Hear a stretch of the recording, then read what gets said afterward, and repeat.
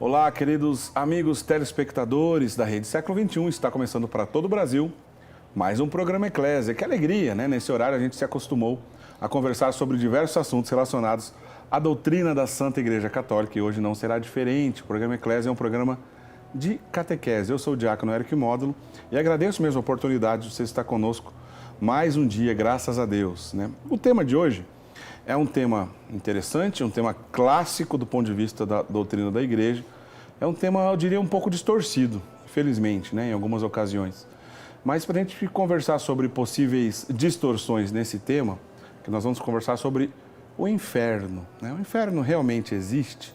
Então, para entender um pouco mais o que a Igreja ensina sobre isso e também sobre as possíveis distorções, né, que a gente pode encontrar quando a gente vai aprender sobre esse assunto, convidamos o Padre Wander Maia, que está aqui ao meu lado. Quero dar as boas-vindas mais uma vez a ele. Bem-vindo, Padre Wander. Eric, boa noite. Boa noite a você que nos acompanha pela TV Século XXI. Eu acredito que em mais uma jornada de formação que vai ser esclarecedora. O tema de hoje é, sim, muito rico e necessário, porque de alguma forma, de alguma maneira, vai tocar no desígnio de Deus, no plano de Deus sobre a nossa salvação. E espero que saia um momento de formação, de enriquecimento para todos nós. Como curiosidade mesmo, assim, de maneira geral, o senhor costuma receber muitas perguntas de pessoas que fazem esse tipo de pergunta, como é o tema do nosso programa hoje? Padre, o inferno realmente existe? As pessoas procuram saber do senhor isso? Eric, sempre, sempre. Olha, é que o post-mortem, o após a morte, talvez para o nosso povo em geral, ainda é o tema que mais mexe. O que vai acontecer depois da morte? No fundo, quando se pergunta sobre o inferno, a pergunta que está se fazendo é: como é que eu vou terminar? Certo. Né? Há uma ansiedade embutida nisso aí, há um sentido de busca do próprio fim, Eric. Então a pergunta surge aos montes, e sempre, e sempre. E quando normalmente uma pessoa quer viver a conversão, ela começa a viver uma conversão pessoal intensa, Eric, o tema dos novíssimos entra no centro da sua vida, até como caminho de purificação. Começa-se a rezar com os novíssimos. Novíssimos, quando a gente pensa em escatologia, a gente está falando de temas relacionados aos novíssimos? Isso, exatamente isso. Aquelas últimas coisas que acontecerão conosco quando tudo for terminar: a morte, o juízo, o céu, o purgatório preparatório para o céu. Certo. Ou o tema de hoje. Bom, então, de cara, a gente pode ficar tranquilo do ponto de vista, se alguém ainda tem dúvida, que a gente está conversando sobre um tema de doutrina católica. Puríssima. Doutrina católica, revelada, recebida, interpretada, guardada, protegida e transmitida pela Santa Igreja. Que bom. Então, se estamos num campo seguro, continuamos a pergunta justamente do início dessa história, do conceito, né? De acordo com o ensinamento da Igreja, aliás, não só para esse assunto, né? A gente procura ao máximo, né? A gente faz um esforço ao máximo para toda vez que a gente traz algum tema aqui, de repetir o que a Igreja ensina, né? Ótimo. A gente não está aqui para a gente pensar em opiniões particulares, mas repetir o que a Igreja ensina. Padre Wander, o que a Igreja ensina sobre a questão do inferno no que diz respeito ao conceito? O que é o inferno? O inferno. Eric, nada melhor do que deixar que o próprio Catecismo da Santa Igreja responda. Tá. Então, no parágrafo 1033 de nosso catecismo, o tradicional, o catecismo atual, aqui, Certo. o catecismo amarelão, como muitos dizem, no sentido, claro, da cor da capa, não? Ele diz assim: e é esse estado de autoexclusão definitiva da comunhão com Deus e com os bem-aventurados que se designa com a palavra inferno. Repete qual é o número? 1033. 1033. Isto. Tá. Vou repetir. E é esse estado de autoexclusão definitiva da comunhão com Deus e com os bem-aventurados, os santos, Certo. que se designa com a palavra inferno. O inferno é o local ou o estado ambivalente, hein? De separação eterna de Deus e dos bem-aventurados. Se a gente pensar como um estado, não está errado. O local também não está errado. Também não está errado. Tá. As duas formas sempre analogamente caminharam com tranquilidade. O que é claro que... Bom, pois não? É que quando se pensa em local, Eric, se pensa em espaço físico, e é claro que na ordem eterna não existe o material físico como nós pensamos. Certo. Mas local entendido como realidade. Ok. Realidade de separação é perpétua e definitiva de Deus e dos bem-aventurados e da bem-aventurança. Bom, já no início aqui da história, eu vou entrar numa questão que, durante muito tempo, né, nós recebemos dúvidas aqui dos nossos amigos telespectadores, então percebemos que é uma dúvida recorrente, né? Quando a gente fala sobre mansão dos mortos, né? A gente reza, né, inclusive no credo, em relação à mansão dos mortos, pois Jesus lá esteve. O que é mansão dos mortos? E ele é a mesma coisa que inferno? Aí eu aproveito, para o senhor completar nessa pergunta, o senhor explicar para a gente se há diferença entre mansão dos mortos e inferno. A gente ouve outros nomes relacionados quando a gente vai pensar em inferno. Sheol, Hades, né, Geena. É tudo a mesma coisa ou há diferença entre esses conceitos? É preciso entender, primeiramente, o seguinte, Eric. A revelação de Deus, da realidade do inferno, portanto, da possibilidade da perdição eterna do homem, foi sendo gradativa. A última revelação de Deus sobre esta matéria, sobre esta verdade aconteceu já muito perto, coloque-se aí uns 150 anos antes da vinda de Nosso Senhor. Certo. Quando eu falo muito perto, no conjunto total. Tá. Diante de uma história de salvação anterior de milhares de anos, pelo menos 2.000 anos aí praticamente desde os dias de Abraão até então 150 anos antes de Cristo, nós podemos dizer que muito perto. Então, nós passamos por uma revelação gradativa.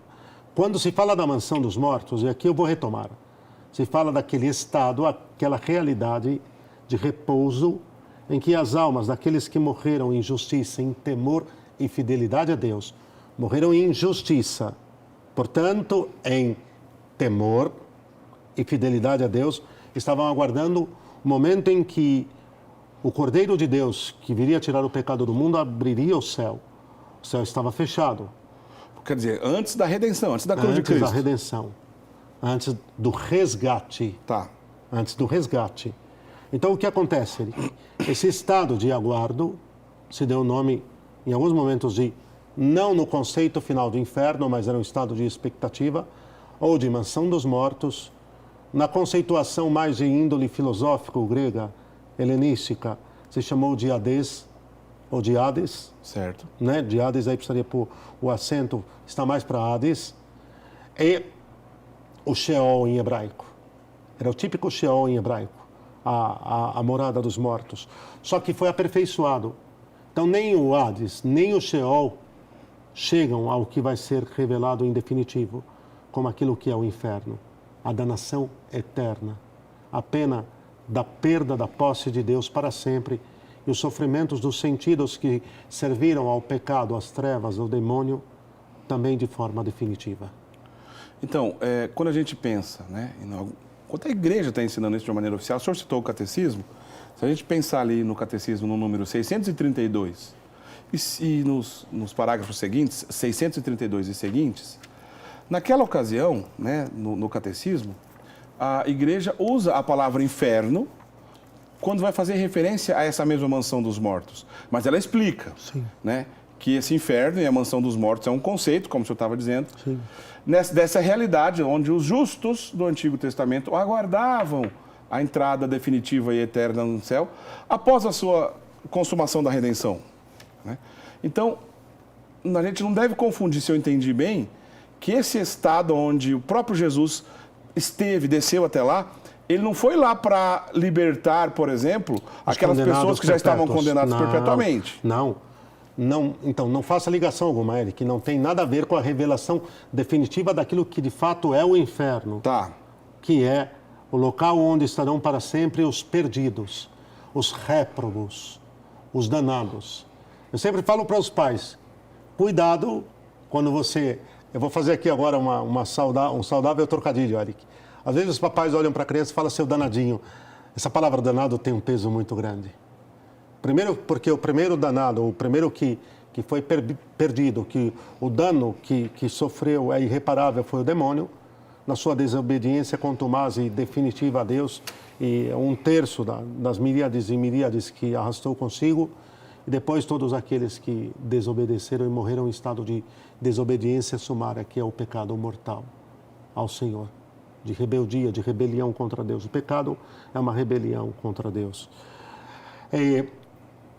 Separando bem as coisas, até que a revelação definitiva mostre o inferno como aquilo que ele é, e que nosso Senhor mesmo vai usar imagens contundentes sobre, por exemplo, a questão do...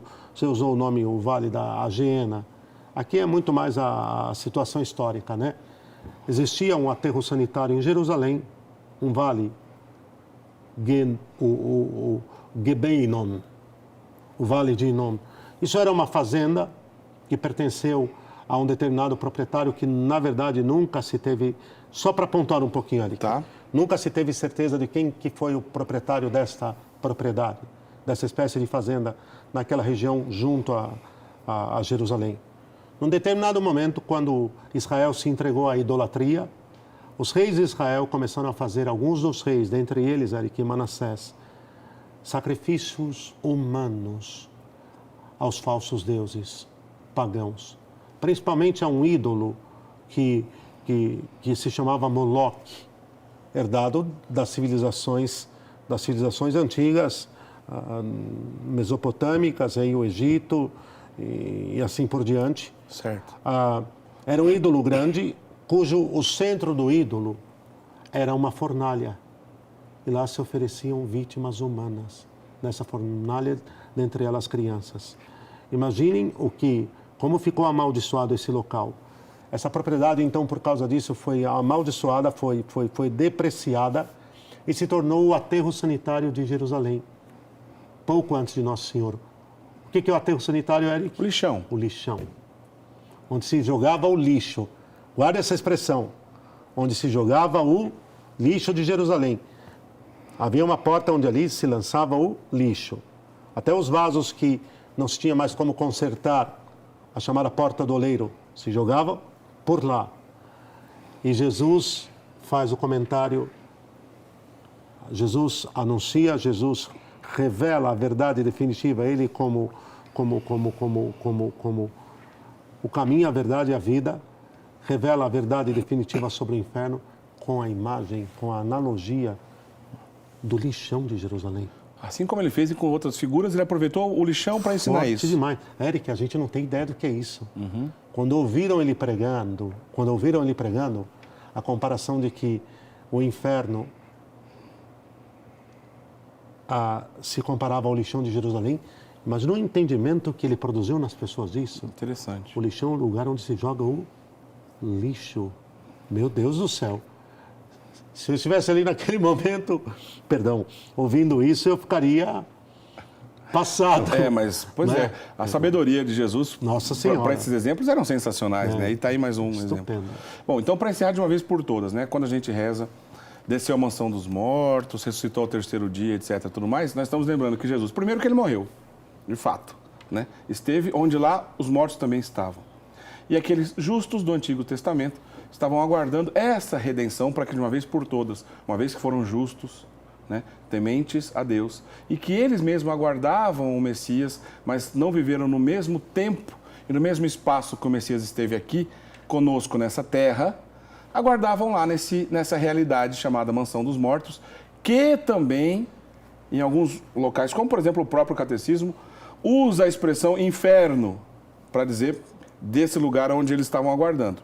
Uma vez que Jesus resgata esses justos e abre a porta dos céus, não tem nada a ver com Jesus salvando possíveis condenados no inferno definitivo, na qual a revelação divina deixa claro, como o Padre Wander abriu aqui o nosso programa dizendo, uma realidade onde perpetuamente aqueles condenados não têm mais acesso a Deus. Encerrado assim, Padre Wander, está certíssimo? Certíssimo.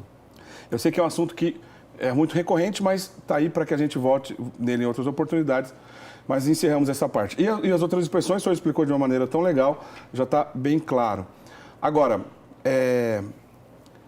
a gente pode pensar que essa verdade de fé da existência do inferno, onde a revelação divina deixa isso bem claro, As Sagradas Escrituras apresentam também textos seguros para que a gente possa ainda ficar mais tranquilo na afirmação dessa existência do inferno? Sim. Eric, no Antigo Testamento, na profecia de Daniel, vou citar alguma coisa. Tá. No capítulo 12, versículo 2. Daniel 12:2. 12:2 diz: hão de acordar os que estiverem dormindo no pó da terra, diz o profeta. Uns para uma vida eterna, os outros para um opróbrio eterno. Todos os livros da sabedoria moral do Antigo Testamento, Salmos, Provérbios, Eclesiastes, Jó, falam em inúmeras passagens, inúmeras. É que se eu fosse estar aqui, hoje ainda, quando eu repassava os textos, são 40, 50 textos, que nós ficaríamos fazendo uma lista enorme de citações.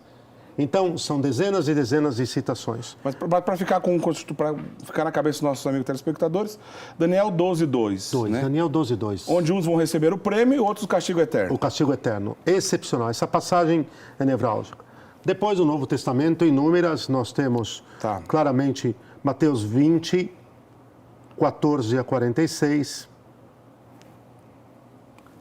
Depois nós temos onde se fala da Geena, que acabamos de explicar. Certo. Depois nós temos São Marcos 9, 42, 43, onde volta a se falar da Geena. Certo. Depois nós temos, no próprio final do Evangelho de São Mateus, nós temos o juízo final que vai anunciar a sorte de cada um de nós. E uns irão para o descanso, para a glória, e outros irão para o fogo eterno. E aí não foi só Mateus que lembrou disso, João, no capítulo 5 também, vai lembrar disso, principalmente João 5, 28 e 29, né, da questão do julgamento. Estupendo. Mateus 13, 24 a 30. Mateus 13, 24 a 30. Mateus 13, 47 a 50. Nós temos ainda, Eric, a parábola das núpcias, a parábola da pesca, a parábola das núpcias, Mateus 22, 1 a 14. A parábola das virgens prudentes e das virgens loucas, imprevidentes, Mateus 25, 1 a 13. E a parábola dos talentos, Mateus 20, 14 a 30. Todos esses textos são textos essencialmente voltados para explicar a realidade do post-mortem, a realidade da condenação eterna dos que morreram infiéis a Deus. Mas foi bom que o senhor citou diversos, enquanto a gente estava falando, estava aparecendo ali na tela, para que depois alguém queira, né, voltar com calma para esses textos, porque, como o senhor bem disse, é um assunto tão extenso e são tantas e tantas passagens que demandariam um tempo muito grande. O senhor citou algumas delas. Lembra ainda... depois dos escritos dos apóstolos, ainda tem muita coisa. Eric, e lembrar que Paulo... Dezenas, né? e dezenas e dezenas e dezenas de passagens. São Paulo. Para dar uma lembradinha aqui em São Paulo. Aos Gálatas, capítulo 5, 19 e 21. 19 a 21. Efésios 5, 5. 5, 5. Esse é famoso, Efésios 5, 5. 5, 5. E a segunda carta aos Coríntios, 4, de 3 a 4. Né? E ainda mais um, Eric. Vai lá. E a segunda aos Tessalonicenses, 1, 5 a 9.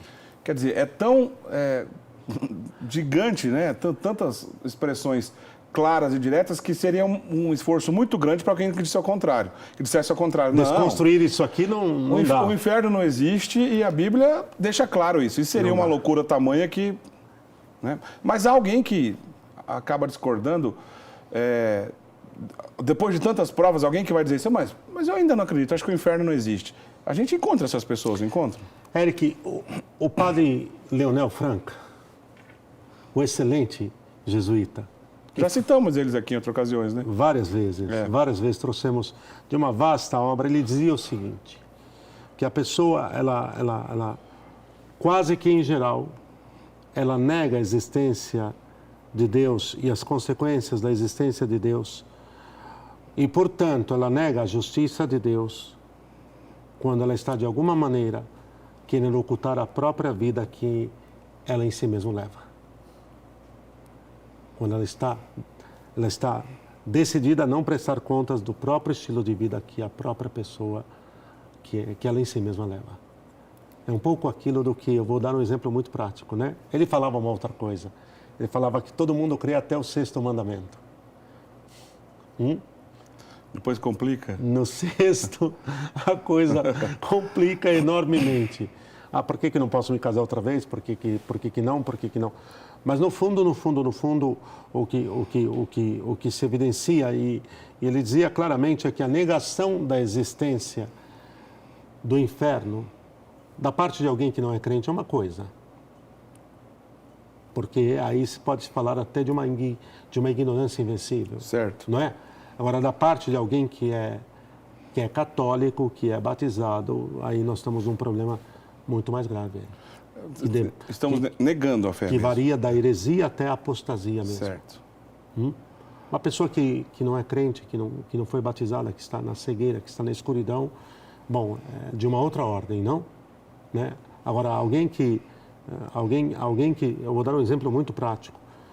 Você acredita piamente que alguém que não professe solidamente a existência da justiça de Deus e, portanto, da punição do mal após a morte, vai se emendar dos seus pecados? Vai ter uma vida de confissão sacramental sólida? Vai fazer penitência? Sobre o quê? Sobre o quê? Se não há justiça, se não há verdade, se não há punição do erro, do mal após a morte. Isso é muito grave, porque toca na própria verdade da salvação das almas. O demônio conseguiu construir uma narrativa para negar a sua existência, tanto quanto conseguiu construir uma narrativa para negar a existência da punição do mal que ele mesmo incentiva a fazer. Aí a coisa é fácil de identificar, porque aqueles pensamentos super, né, relacionados, aliás, melhor dizendo não, pensamentos relativistas, né, que começam a dizer, não é bem assim, calma, gente, Deus é amor, Deus é misericordioso. Deus é misericordioso, pois Como pode ter o inferno? Deus é misericordioso. Mas exatamente por isso, porque ele é misericordioso e justo, é que preciso que haja a certeza de que o mal vai ser punido. Senão nós entraremos num colapso, Eric.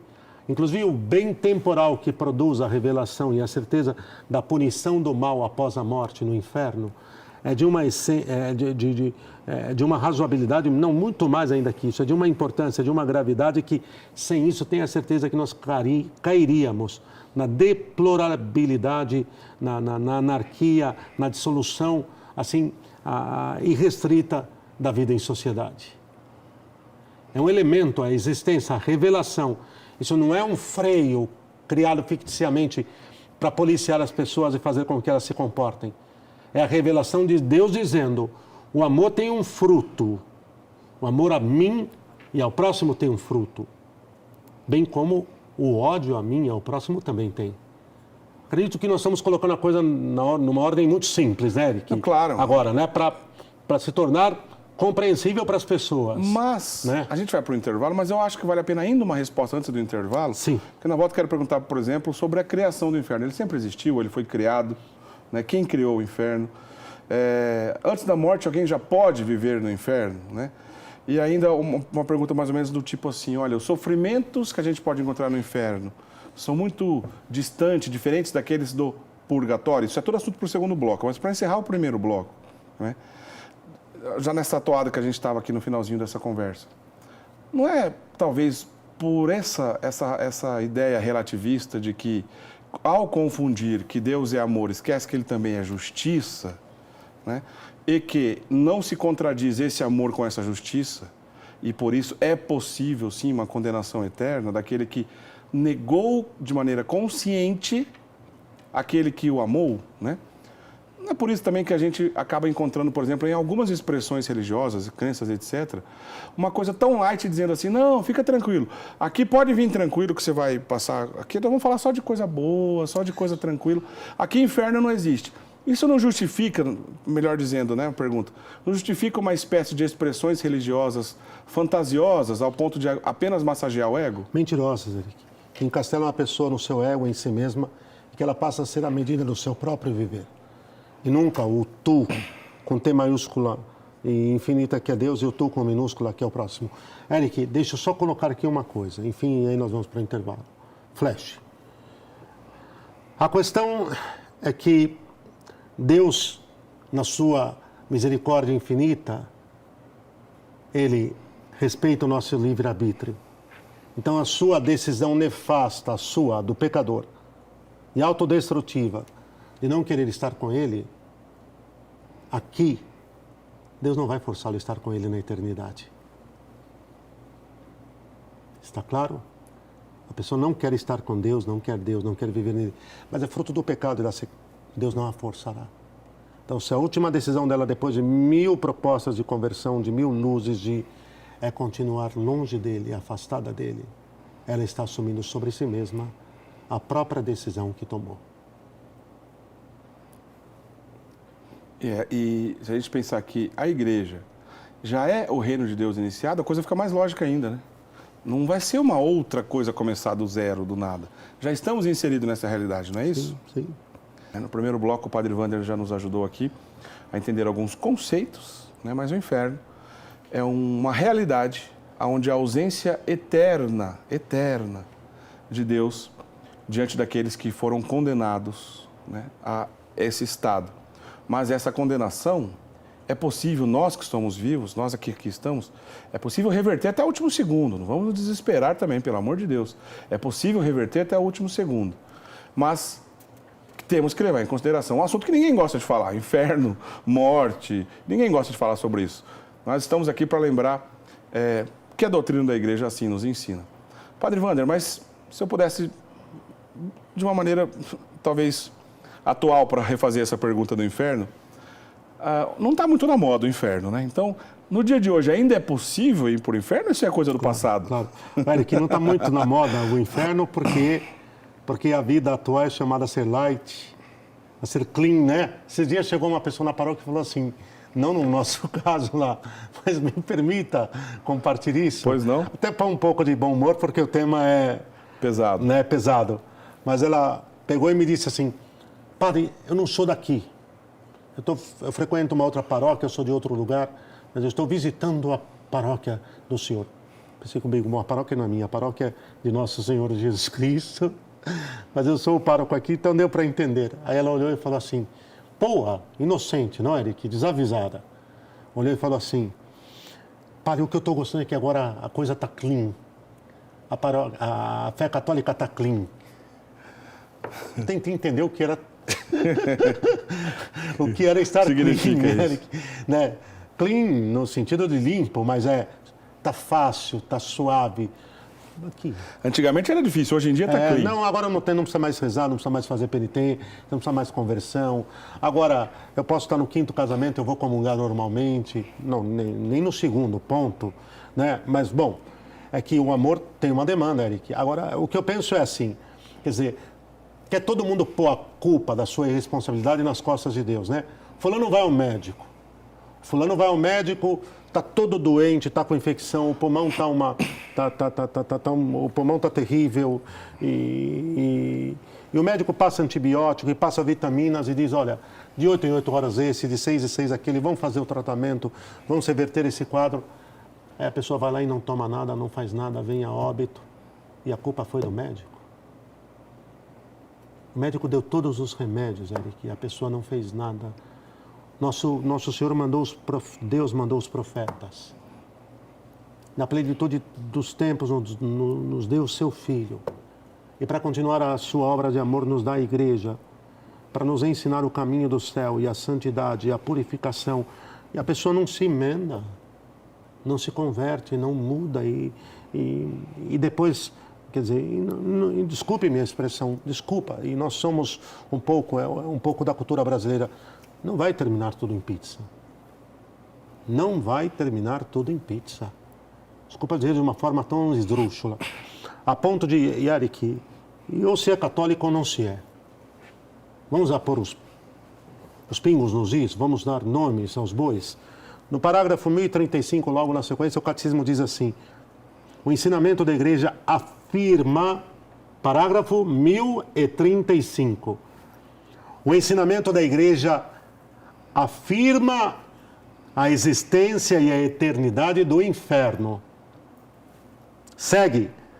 As almas dos que morrem em estado de pecado mortal descem imediatamente após a morte aos infernos, onde sofrem as penas do inferno, o fogo eterno. A pena principal do inferno consiste na separação eterna de Deus, o único em quem o homem pode ter a vida e a felicidade para as quais foi criado e às quais aspira. Então é a dupla pena, né? A maior, a separação eterna dele, e a menor, mas pena, os sofrimentos próprios do fogo do inferno. Próprios do fogo do inferno. Seja aqui só uma coisa, Eric, que a definição de seja o fogo material, e aí teria de ter sido criado por Deus para realizar esta finalidade. E aqui não é de penitenciar, porque não existe penitência no inferno. Certo. Desculpe-me, não é, mas é de penalizar mesmo. Seja na ordem espiritual, que seja um fogo espiritual, e aí advindo da luz da clareza que vem posta sobre aquela alma, sobre o quanto ela viveu desregrada absolutamente, e que vida desgraçada e infeliz que culminou naquilo, Eric. E aí é a sua dor e o seu sofrimento. Ver o quanto não valeu viver da forma que viveu. Agora, após a ressurreição final, os corpos dos réprobos vão também arder no inferno. Então, veja, está claríssimo que o senhor está dizendo, em outras palavras, se eu entendi bem, que uma vez no inferno não há o que fazer. Não tem volta. Lembre-se a Divina Comédia, lembra-se de Dante. A frase que ele coloca, Eric. Os que chegaram até aqui deixem a esperança do lado de fora da porta. É pesado, né? Pesado, Nossa Senhora. Os que chegaram até aqui deixem a esperança do lado de fora da porta. Eu acho que resume muito bem isso. Agora, Eric, quanto à extensão, a pena é perpétua para todos, quanto à intensidade difere.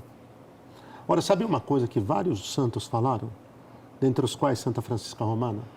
Que Deus é tão misericordioso, mas tão misericordioso, Eric, que até mesmo a pena, a intensidade da pena que mereceríamos sofrer no inferno, ela é menor do que a que mereceríamos. É isso que é interessante. É isso que é interessante, se quiser... Isso aqui é ela mesmo, né? É. Onde eu posso mostrar aqui? Posso mostrar aqui.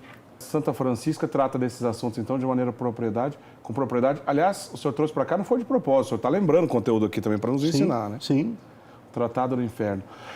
Padre Wander, bom, duas coisas desdobramento que o senhor estava ensinando anteriormente. Primeiro, é possível a gente afirmar com segurança, diante de entendendo um pouco mais com o inferno, olha, eu conheci tal pessoa, sei que aquela pessoa não valia nada. Certeza que está no inferno. Eu posso fazer essa afirmação? Não.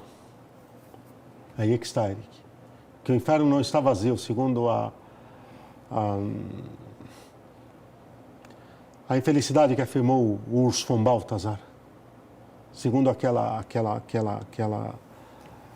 tendência universalista de que todos estariam salvos e que afetou muita gente protestante, inclusive, não. O inferno, primeiro, não está vazio porque Satanás com os demônios já estão lá. Tá. Ponto. Segundo, há réprobos lá com toda certeza. Quem são? Não, nenhum de nós tem potestade de juízo, hein? Nenhum de nós tem potestade de juízo. Bom, tem alguns casos históricos aí que dariam a entrever. Né? Mas ainda assim, num caso histórico, também a máxima, só Deus conheceu aquele coração para valer. Ainda assim. A gente pensa nos clássicos. Adolf Hitler.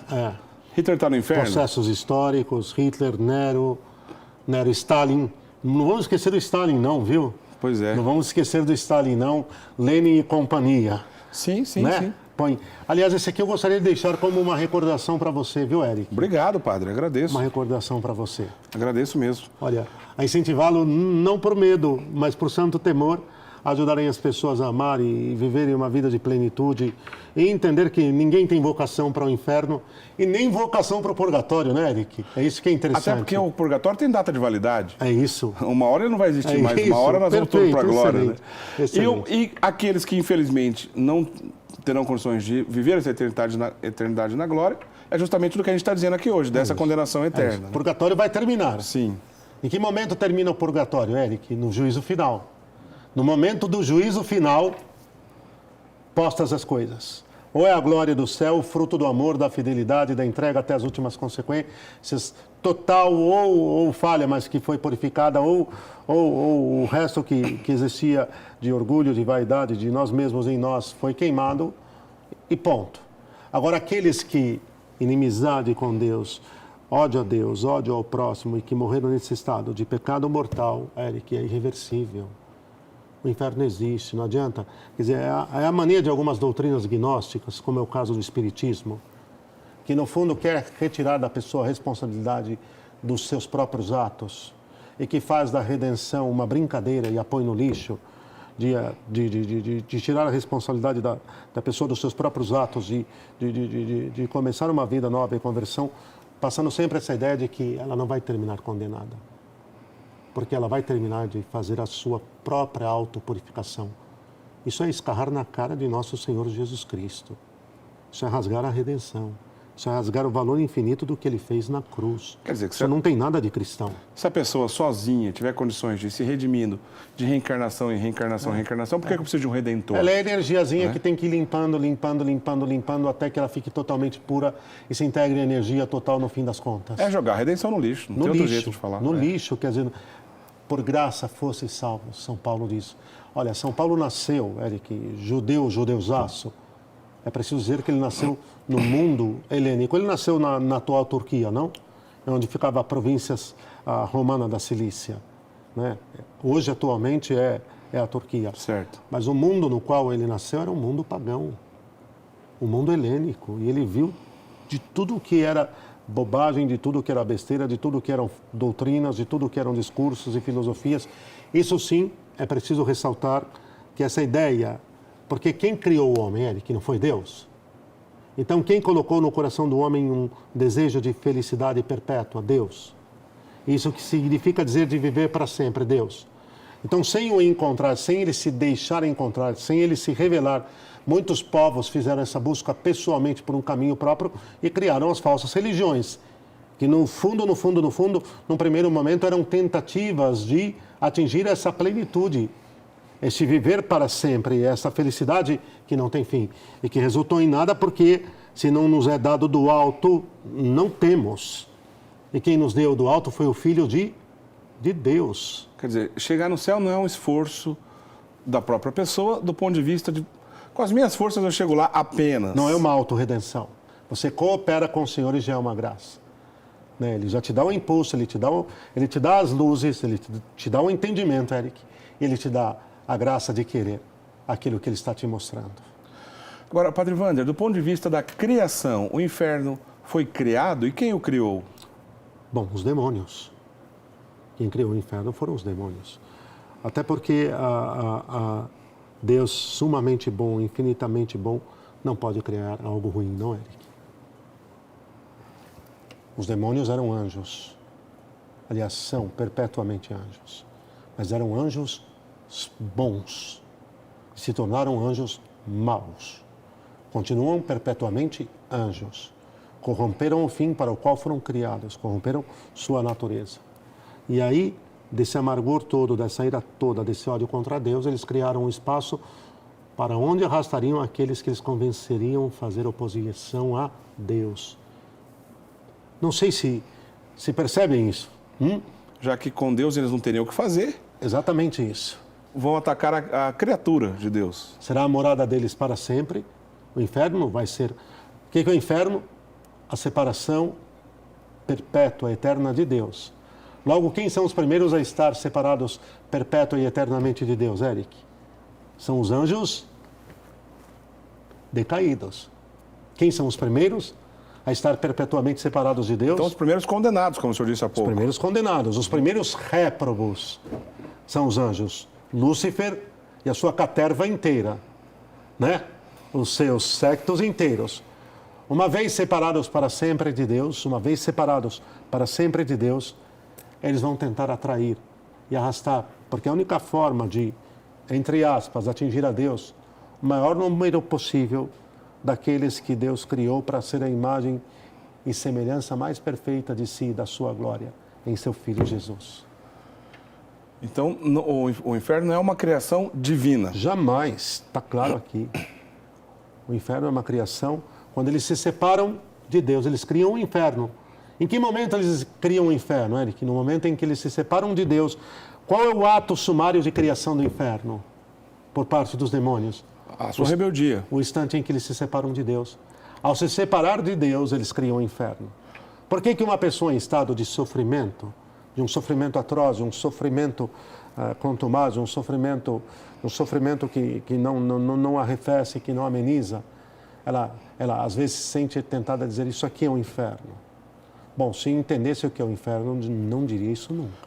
Isso é comum, né? Ai, minha vida está um inferno. Não, mas não está. Meu casamento está um inferno, enfim. Não tem noção do que é o inferno para afirmar uma coisa dessas. Agora, o que ela está querendo dizer com isso é que só dor e sofrimento, só tristeza e morte, só separação da vida e da felicidade. No fundo, sem ela perceber, e de uma forma meio que experiencial, é uma analogia, não, Eric? Mas é muito mais. Eu me lembro um sacerdote que uma certa vez, me permita contar essa, Pois Eric, não? estava em missão e foi celebrar a Santa Missa. E missão assim, daquelas assim, tipo no interior da África, Eric. E armaram lá a tenda onde ia acontecer o santo sacrifício da missa com todo amor, com todo zelo. Chegou uma criancinha de uns 7 anos, uns 7, 8 aninhos, e perguntou para ele assim: padre? Ele falou: pois não, filho. No inferno se celebra a missa? Que pergunta interessante. Olha a pergunta da criança, Eric. Padre, no inferno se celebra a Santa Missa? Ele arregalou os olhos e falou: nossa. Falou: claro que não. No inferno não se celebra a Santa Missa. Ah, porque é igualzinho lá em casa aqui. Era uma tenda, Eric. Ele morava num barraquinho. E a lona que colocou era igual a da que estava na casa dele. Entendi. Olha a ligação que ele fez. Que coisa. Olha a ligação que ele fez. Aí o sacerdote teve a paciência de depois chamar e explicar direitinho, tudo com muita calma, mas essa aqui foi para marcar. Interessante. Bom, essa pureza das crenças nos ensinam muito, inclusive, nesses momentos desconcertantes quase sempre. Surpreendente. Padre Wander, quando a gente estuda o purgatório, quando a gente vê comentários dos grandes santos e de alguns místicos sobre o purgatório, a gente percebe que o purgatório também é um lugar de sofrimento. Há diferenças, a gente pode, se é que é possível, né, através desse ensinamento, a gente chegar a uma conclusão segura, há diferenças muito significativas entre os sofrimentos do purgatório e do inferno? Então, Eric, o fogo, em essências, é o mesmo. Mas um queima a palha, o outro purifica o ouro. Gostei disso, interessante.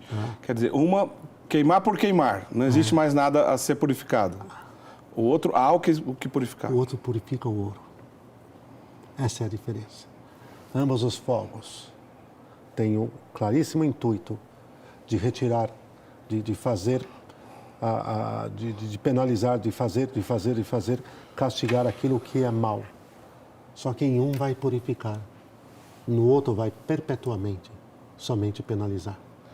Além do que, a própria presença da esperança no purgatório faz uma diferença Mas não há dúvida. enorme, que o inferno não há mais esperança. No purgatório se sofre amando e se ama sofrendo.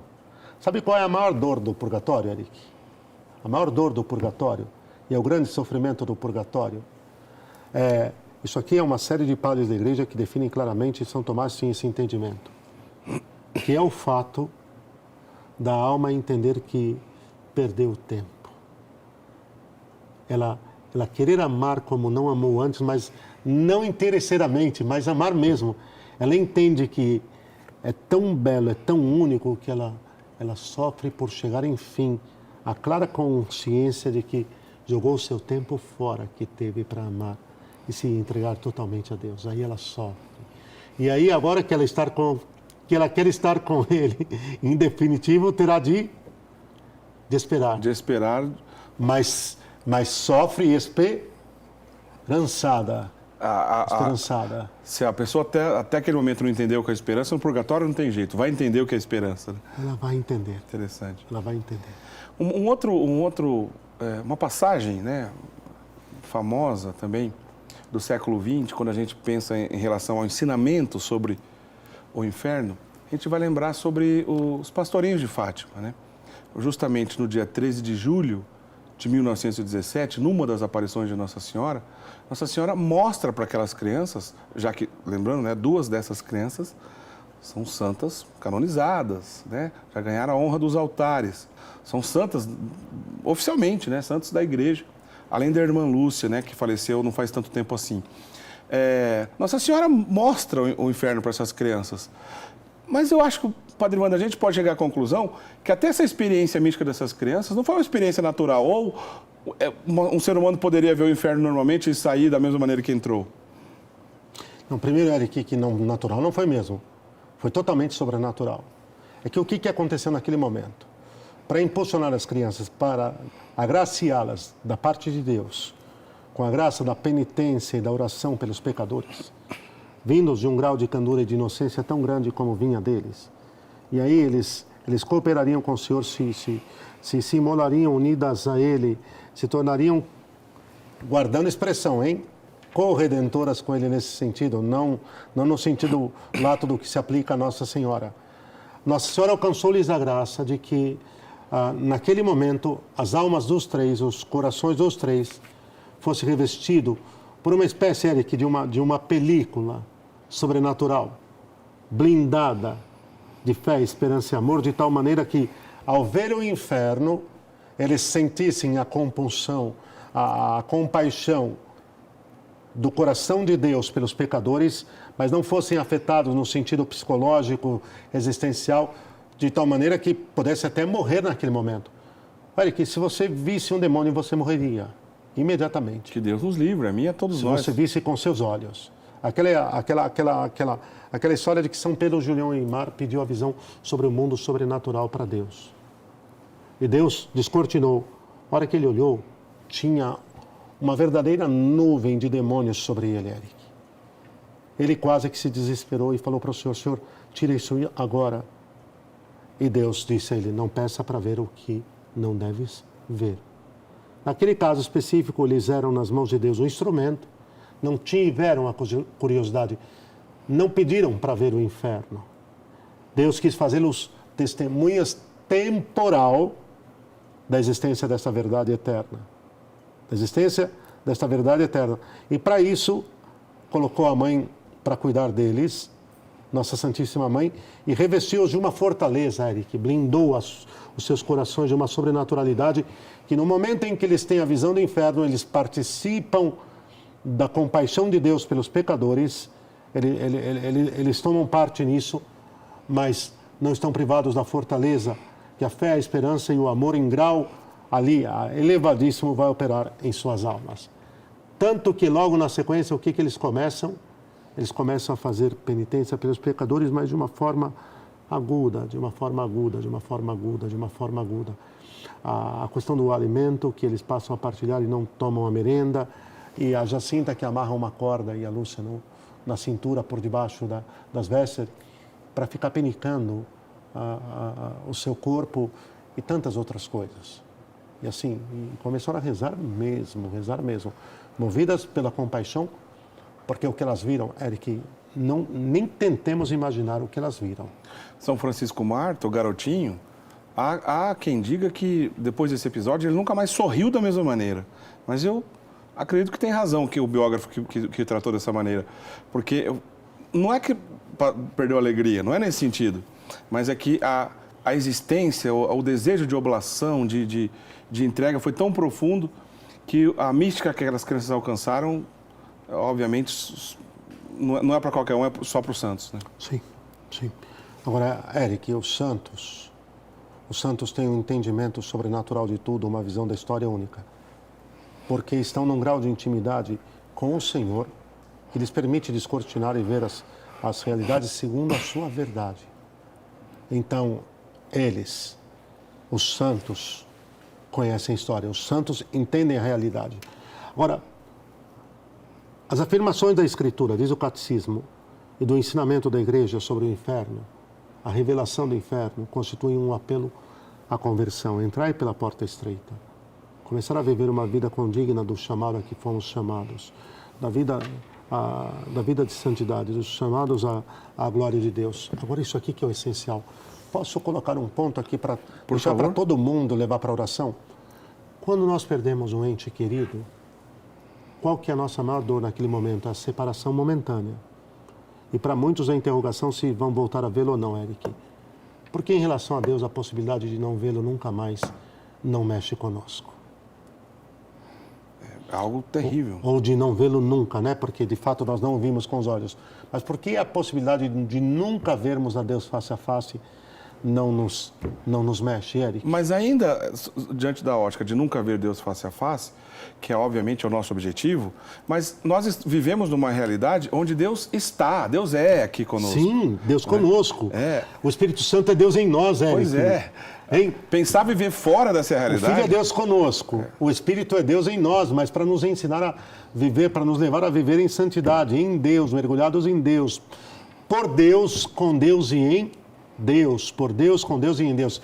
Agora, o que eu estou querendo colocar é que o pecado nos cega, o pecado nos emburrece, o pecado literalmente nos entreva.